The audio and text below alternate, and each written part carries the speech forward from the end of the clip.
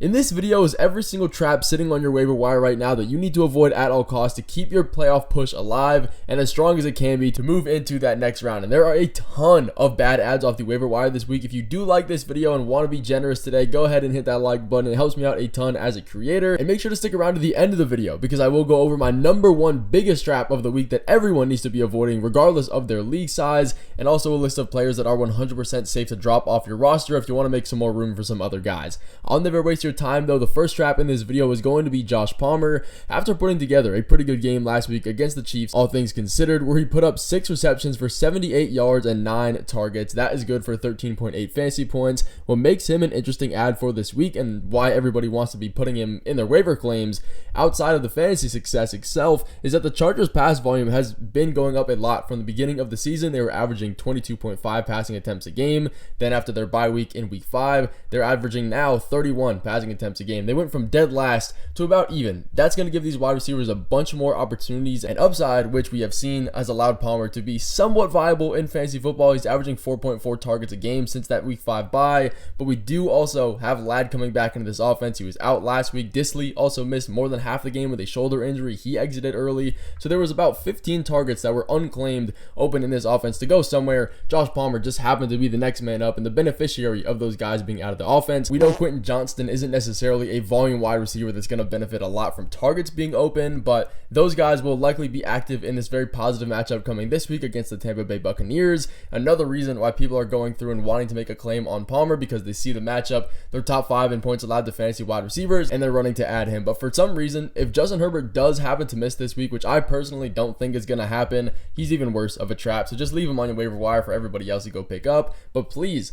for the second time of this year, I don't know why the hype is building back up for Sean Tucker. Do not be adding this guy. I get the back injury for Bucky Irving is potentially serious. He could be missing this week. He could be missing in the next few weeks for the fantasy playoffs. He could not miss any time at all. The Buccaneers were up by 20 points by the time that he came out of that matchup. So they took him out primarily for precautionary issues, just because they don't want to get him injured again. They have a decent lead in the game. Why put him back in? But we do have to remember that Rachaad White still exists in this backfield. Even if Bucky Irving were to miss that time, he would be the number 2 running back. And even if I don't think he's the most efficient running back, which I really don't, he led last week with 17 carries for 90 yards and a touchdown, dominating in route participation as well over Sean Tucker. Yes, Sean Tucker did get some usage, but this is the same guy that was the RB4 last year and finished only 3 total touches behind Christian McCaffrey. That was a fully healthy Christian McCaffrey, not like anything this year, but still, like, he's trusted in this offense enough to be getting usage. He's the RB2 for a reason. Now, will Sean Tucker get some usage if Bucky's out? 100%. He definitely will. And they do have an extremely favorable matchup coming up against the Cowboys, the Panthers in week 16 and 17. Those are really good ones, but he does get a -1 in the Chargers defense. They are very good at stopping the run. I don't see a world where Sean Tucker will be a start for you. He only had 3 touches last week with Bucky Irving being out for a majority of that game.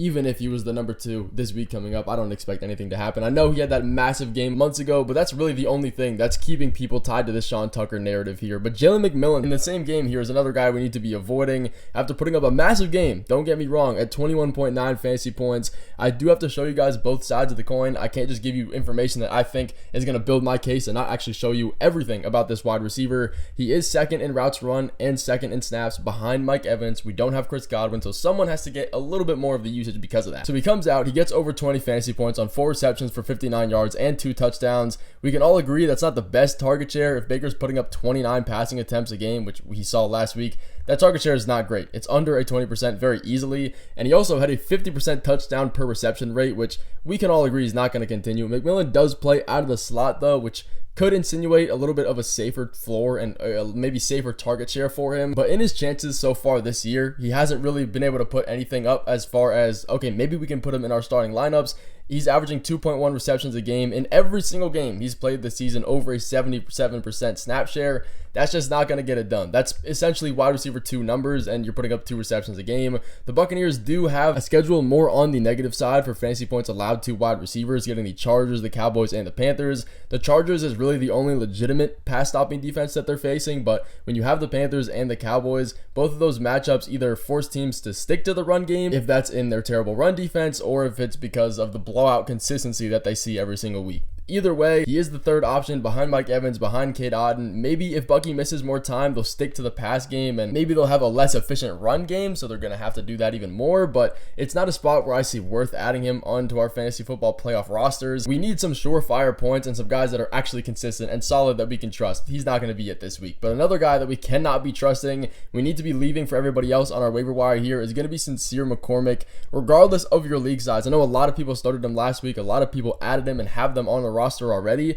Despite having a great game last week against a positive Buccaneers defense, he finished with 15 carries for 78 yards and most importantly 2 receptions out of the backfield, leading in routes run out of the backfield in that aspect as well. But speaking of this backfield itself, we really are still waiting on Zamir White and Alexander Mattison to come back from injury. These guys have not played in so long. In 3 weeks now, they've been questionable coming into the week and then end up missing the game, and that makes Amir Abdullah and Sincere McCormick as the top 2 guys. It's only a matter of time until one of those guys returns, and when they do, it's just going to make this backfield so much more messy instantly. Everybody's going to get touches. It's going to be a 3-4 running back by committee. We see Abdullah completely get phased out of the offense last week. He only finished with 1 carry, 1 touch, and he had no snaps. He was phased out of the offense completely. Even if the starters do miss the rest of the year, I don't see Sincere McCormick being a true RB1 that can get us fantasy points. Even if he is that, the team isn't great. We have O'Connell dealing with some injuries. I just don't trust it moving into the fantasy playoffs where we need actual guaranteed points.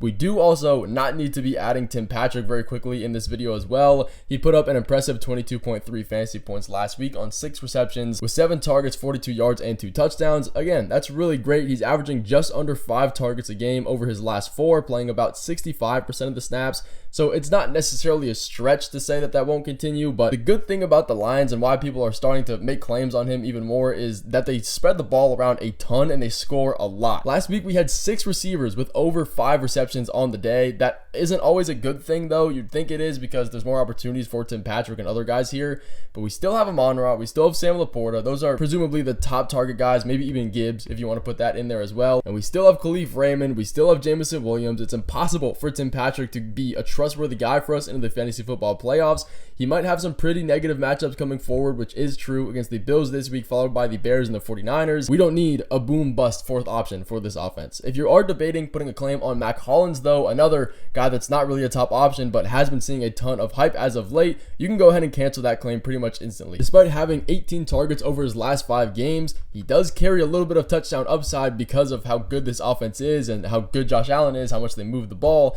He finished with 4 catches and 57 yards last week and a touchdown. What I assume is making his roster percentage and waiver claim percentage jump up over the past few weeks is the success and the matchups that he gets over the next few weeks as well into the fantasy playoffs. Very positive defenses in fantasy points allowed to wide receivers. They get the Lions this week, followed by the Patriots and the Jets. A ton of success is expected in those matchups, but we do have to remember there is way too much target competition in this offense still. We didn't have Dalton Kincaid. We didn't have Keon Coleman. Coleman coming back alone into this offense is going to shift Mac Hollins into the wide receiver 4 role. We also have Amari Cooper finally being Amari Cooper, getting his highest snap share of the year as a Bill at 53%, getting 14 targets. He's looking like maybe he can be a guy for this offense and push Mac Hollins even farther down the list here for these wide receivers. Don't go out and add him, but if you are looking for a quarterback, I know there's a ton of options and a lot of guys might be streaming this week, but Kirk Cousins is not going to be that answer. And it's crazy because he's still rostered in a ton of leagues but has not thrown a touchdown in over a month of NFL football. You just look at his turnover differential. Over the last 4 games, he's had 8 interceptions, a few fumbles, and 0 touchdowns. That is the worst turnover differential in the entire NFL. He has volume, which is actually insane, despite not putting up any fantasy points. If he were scoring touchdowns, he might actually be decent, but it looks like we can't trust that. This team is 11th in passing attempts and has 35.2 passing attempts over his last 4 games on average.